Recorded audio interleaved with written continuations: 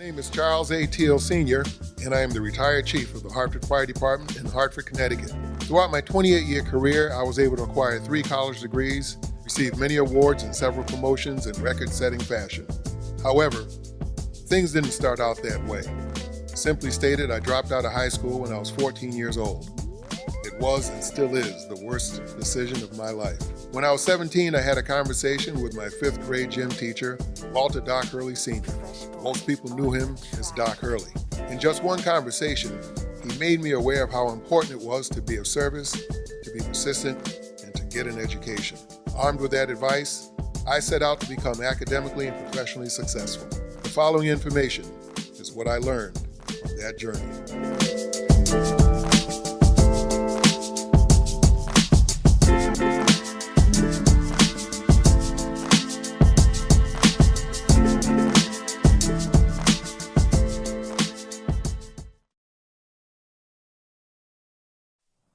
Hello and welcome to tool number 6 of Chief Teale's The Tools of Learning. This is 146A Stonington Street in Hartford, Connecticut. It's where I lived when I became a member of the Hartford Fire Department and where Chief Teale's The Tools of Learning were first created. My first attempt at tutoring someone came when a friend of mine was in drill school with me. He was having a very difficult time keeping his grades up, and I knew nothing about it. Then one Friday he told me that he had been warned. He was told by the administration that if he failed one more test, he would be dismissed from the program. We were scheduled to take a test in 3 days, so I told him, let's get together and study Saturday and Sunday. That way you will be ready on Monday. He told me that he had something urgent to do on Sunday and could only make it on Saturday. So we studied right here at this location for 11.5 hours, the only day that he had available. After he took the test on Monday, he had a meeting with the administration. He needed a 70, but scored in the high 60s. He was fired. As I think back on this experience, the reasons for his failure are obvious. Namely, he failed to set priorities. Unless it was a matter of life or death, he should have made himself available that Sunday. Also, he waited too long before he got a tutor. A tutor is not a miracle worker. It takes time to learn some subjects. One day will not do. So stand by for more information on tool number 6 of Chief Teale's The Tools of Learning. Thousands of years ago, one of the many responsibilities of a tutor included accompanying a student to school. Well, in a figurative sense, that still is the purpose of a tutor today. A tutor does not literally accompany the student to school, but he or she figuratively brings that student to a place where he or she can learn, understand, and remember information. College teachers must assume that a student arrives in a classroom with a certain amount of knowledge. They seldom have time to make an assessment of each student's level. However, some students do come to a classroom with a lack of some of the basics. Unless you received a score of 100% on each test that you had to take in your previous coursework, you probably lack some of the basics necessary to master the next level of study yourself. That means that there are holes in your foundation. A tutor can make an assessment of a person's specific level of knowledge and teach that student the basics they somehow missed but should have learned. Then the student can get caught up with the rest of the class. The methods used by a tutor may vary from person to person, but the tools of learning can be utilized to accomplish this task. When the tutor has done his or her job correctly, then the teacher can teach the student the new information that the rest of the class is learning. Many college students won't get a tutor because they think they can't afford one. Well, most colleges provide tutors free of charge. Therefore, if you feel as though you will need a tutor, get a tutor as soon as possible. This is particularly true if you think you're going to have a real difficult time with a course. If that is the case, get a tutor before the course begins. In that way, you are more likely to get a good grade on your first exam instead of failing your first exam. This will eliminate you trying to work your way out of a hole in a difficult subject. Hello, and welcome to tool number 7 of Chief Teale's The Tools of Learning. We are at the Hartford Fire Department's Training Academy at 1 Fisher Road in Hartford, Connecticut. It was here that I received the initial training to become a firefighter for the Hartford Fire Department, and where tool number 7 of the Tools of Learning was developed. As I utilized the tools that I already knew, my ability to recite definitions word for word got better. During one of our classroom sessions, I was asked by the captain of training, named Tommy Williams, to define the term ignition temperature. I gave the following response: the minimum temperature required to initiate or cause self-sustained combustion independently of another heat source. That was the definition word for word, and I knew it was. Upon hearing this definition, Captain Williams stated, "Very good, Teale. What does that mean?" Since I had only memorized the definition instead of understanding it, I could not answer his second question at all. As some of my classmates laughed at my predicament, I distinctly remember writing down in my notebook, "It's not enough to learn the information, you must understand it too." As I wrote this in my notes, Captain Williams told the class that understanding what we learned could someday mean the difference between life and death. I never made the mistake of just learning information again, and neither should you. So stand by for more information on tool number 7 of Chief Teale's The Tools of Learning. For you to be able to recite information verbatim does not guarantee a thorough understanding of the information. It only means that you have learned the information. Understanding is a prerequisite to remembering. If you want to prove that you understand something, say it in your own words. Hello and welcome to tools number 8 and 9 of Chief Teale's The Tools of Learning. We are on Scarborough Street in Hartford, Connecticut. My quest to master my academic and professional goals took many forms. I knew that if I was to succeed at getting the position that I wanted, I would have to make several sacrifices. I gave up watching television so that I could find more time for studying. I also chose not to buy a car. This meant that I had money to pay for courses that I had to take. Therefore, I found myself trying to get to work and school via bus or walking. On one particular day, I really needed some exercise, so I walked to the gym. As I walked, I listened to a tape that was sent to me in the mail. The tape was entitled "The Essence of Success," and it had the teachings of Earl Nightingale on it. As I walked, I listened to this tape. While listening, I heard the words of Earl Nightingale with his booming voice say, "Successful people come in all ages, shapes, sizes, and colors, but they all have one thing in common: a winning attitude." These words impressed me so much that I literally stopped in mid-stride. I was so impressed with this revelation that I decided to purchase the rest of the tape set. I also received as a gift Earl Nightingale's book by the same title. Within these tapes and the book, I found the inspiration for tools number 8 and 9. My interpretation of what Earl Nightingale shared with the world is found as follows. For more information, let's go back to our studio. The poet and author Rudyard Kipling once wrote, "I keep 6 honest serving men. They taught me all I knew. Their names are what and where and when, and why and how and who." The point is this: if you are going to stay alert and learn in a classroom, you must ask questions.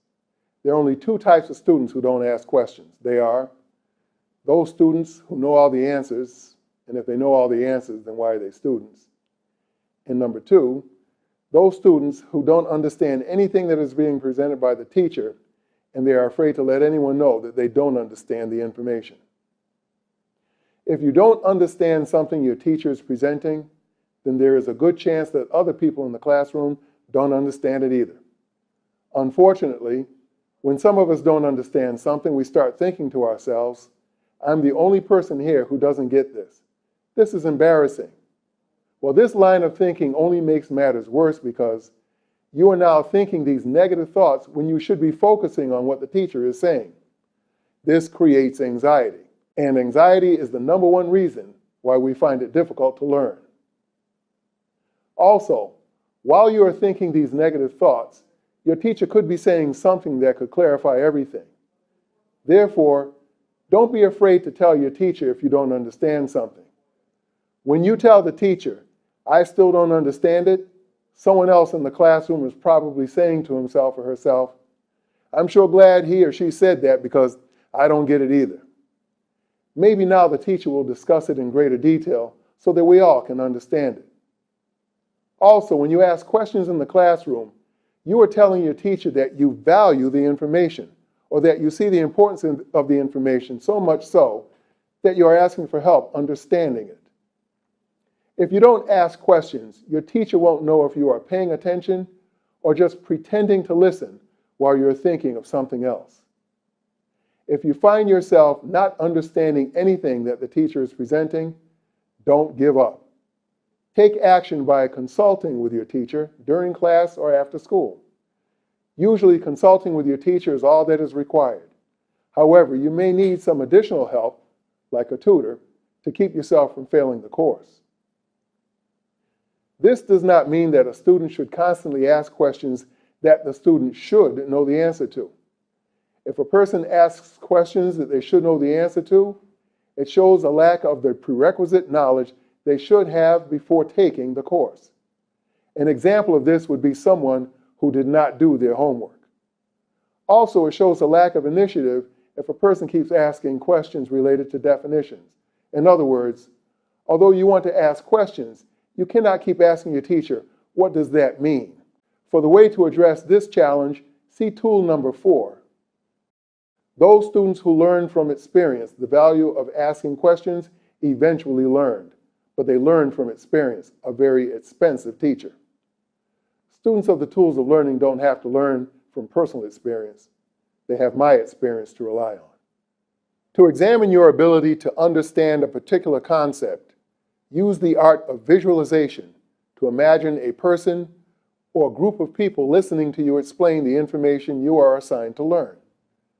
Can you explain it to them adequately? If not, you probably lack a total understanding of the information. The theory behind tool number 9 is best expressed in the ancient Chinese proverb which says, "The best way to learn is to teach." And if you cannot teach it, even in an imaginary way, you don't understand it well enough. So keep studying.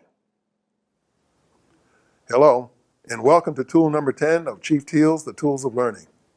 We're back at the Hartford Fire Department Training Academy. At one point during our training program, we were not doing that well. The Deputy Chief of Training told us, "There are 30 people in this class and 30 people out there ready to take your jobs." I thought heads were going to roll, but what he said next was this: "This is a holiday weekend coming up. I believe if you all go home and don't do any studying over the long weekend, we can start anew next week. So no one do any homework until then." I was not about to follow that order. By then I had been studying for about a month, and I had developed a system of review that kept the information fresh in my mind. I was deeply concerned that a 3-day vacation away from the information would set me back. This led me to develop tool number 10, which goes as follows. When you have some spare time, you should review difficult to remember information. Not even the best teacher knows more about a student's academic weakness than the student. When a teacher fails to give out an assignment, it's time for the student to study those subjects he or she knows they're having a difficult time with. It is especially important to remember this tool when we go on summer vacation. Sometimes we are given a summer reading assignment. It is important that we complete that assignment. However, during this time, we should also study those things we know we are having trouble with, in addition to reading. For example, math. We are sometimes taught a lot of math during the school year. If we don't review what we have learned while we're on vacation, we will forget information that may have taken us the entire school year to learn. It's like taking 3 steps forward and 3 steps backward. No progress. Since reviewing is much easier than learning, why not make things easier for yourself and review while on vacation?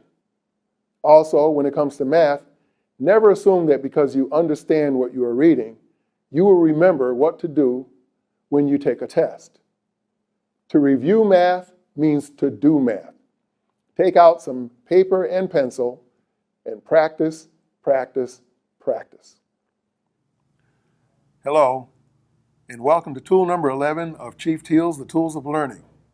We are back at the Hartford Fire Department's Training Academy at 1 Fisher Road in Hartford, Connecticut. As you may recall, it was here that the Tools of Learning got its start. On the first day of training, the deputy chief in charge told the members of my recruit class that if we didn't maintain at least a 70% average, we would be terminated. I immediately remembered being dismissed from a program called New Careers a few years earlier because of bad grades. To help ensure my success this time, I took as many notes as I could so that I was able to review what was covered in class later. Back then, I took notes in cursive. Because I was determined to write down everything that was necessary, I wrote very fast, which meant that my handwriting was bad and difficult to read afterwards. Knowing that sometimes I couldn't read my own writing, I would rewrite my notes as soon as I had the time. That way, I could remember what I wrote, even if I could not read my own handwriting. To my surprise, I received additional benefits to proceeding in this way. So stand by for more information on tool number 11 of Chief Teale's The Tools of Learning. There are at least 5 reasons why we should rewrite our notes as soon as possible after class. They are, if our handwriting is bad, we can remember what was said during the class. Number 2, we can develop a legible record of what the teacher actually said. That way we can review what the teacher said months and even years later if necessary. Number 3, we can recall some of the things the teacher said that did not originally get in our notes. Number 4, we're physically active while learning the information. This is known as the psychomotor learning domain. The use of the psychomotor learning domain is recommended by the Tools of Learning only 3 times, here in tool number 13 and tool number 17. Another reason why we should rewrite our notes as soon as possible is because we can experience the presentation that the teacher gave a second time through visualization or audibleizing, while all the other students only heard it once. This second presentation is reviewed at mind speed. The Tools of Learning differentiates between mind speed and speech speed. Some estimates indicate that we can speak at about 125 words per minute. However, some estimates indicate that our minds can study information at about 1,000 words per minute. This means that if you are reviewing a teacher's presentation mentally, you can review each word she or he spoke for an hour in as little as 8 minutes. That's why it is better to take good notes than it is to record a presentation and listen to that recording again. Which would you rather do? Review your written notes for 8 minutes or listen to a recording of the presentation for an hour? Reviewing what was said mentally saves a tremendous amount of time. I must use a word of caution here, however. Some people say the word audibleizing is not a word, and others say that it is a word, but it does not pertain to the following meaning. But audibleizing is when you can imagine hearing what someone said in your mind's ear.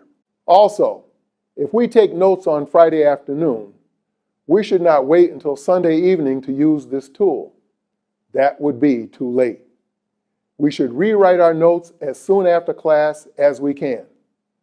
If we make a habit of rewriting our notes as soon as possible after class is ended, we will be better able to recall what our teacher said during class and write it down accurately. Although I'm not inclined to tell anyone which of the 20 tools of learning is the most effective, I don't believe I can hide it from my audiences. This is the one that I appreciate the most because it yields positive results quicker than all the other tools.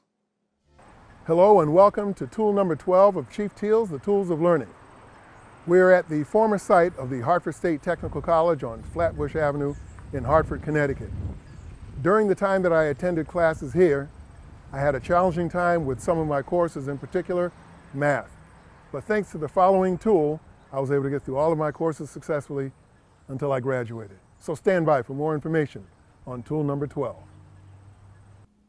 If you do your homework, a teacher will review the easier to understand information during the beginning of class and then cover the newer, more advanced, and therefore more difficult to understand information during the class's closing minutes. Sometimes, this means that a student did not spend enough time on the new information to totally understand it. The best thing to do when this happens is to bring your books and notes to a study area as soon as possible and try to enhance your understanding of this information. The longer you wait to do your homework, the more difficult it will be to finish it. If you get your homework assignment on Friday, don't say to yourself, "I've got all weekend to do this. I'll wait until Sunday to do it." Sunday may be too late. Do your homework as soon as possible after you rewrite your notes, and then review your homework every day until class begins. Show up early for class. If you are on time, you are late. If you're 20 minutes early, you're on time.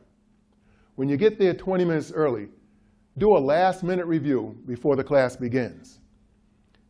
Mathematical concepts commonly create this type of situation, and when they do, you must also solve as many of the problems as necessary until you feel capable of completing that assignment.